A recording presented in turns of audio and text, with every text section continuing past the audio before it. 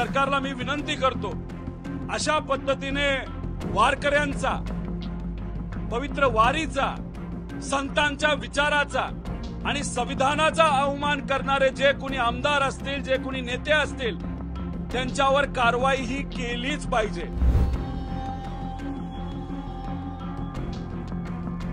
काही दिवसांपासून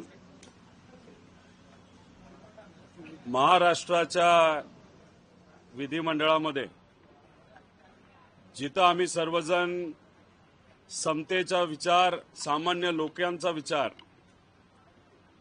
हा मांडत असतो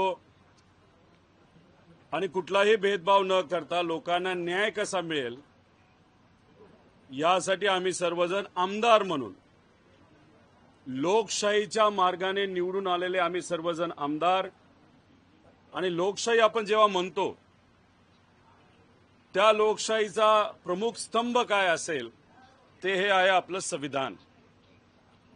पण गेल्या काही दिवसांपासून काही राजकीय नेत्यांना खुश करण्यासाठी, त्याच्याचबरोबर एक वेगळ्या पद्धतीचं वातावरण या महाराष्ट्रामध्ये व्हावं, जेणेकरून जनसुरक्षा कायदा जो संविधानाच्या विरोधात आहे, लोकशाहीच्या विरोधात आहे, तो लागू करण्यासाठी थोडंसं सोपं जावं, यासाठी काही आमदार हे दुर्दैवाने वारकऱ्यांना, वारीला, पवित्र वारीला हे बदनाम करत आहेत।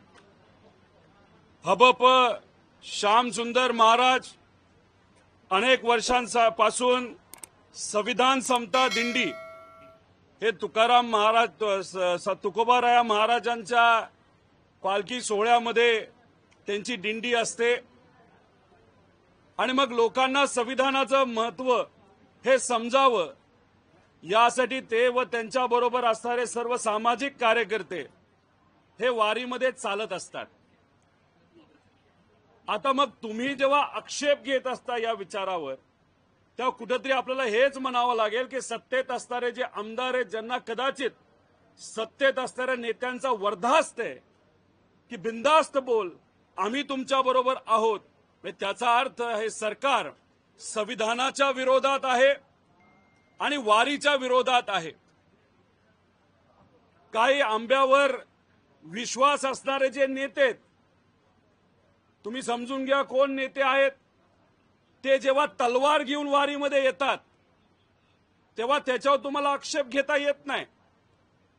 पण इथं काही लोक संविधान, जे पवित्र संविधान आहे ते वारीमध्ये आणतात, तेव्हा मात्र तुम्ही आक्षेप घेता।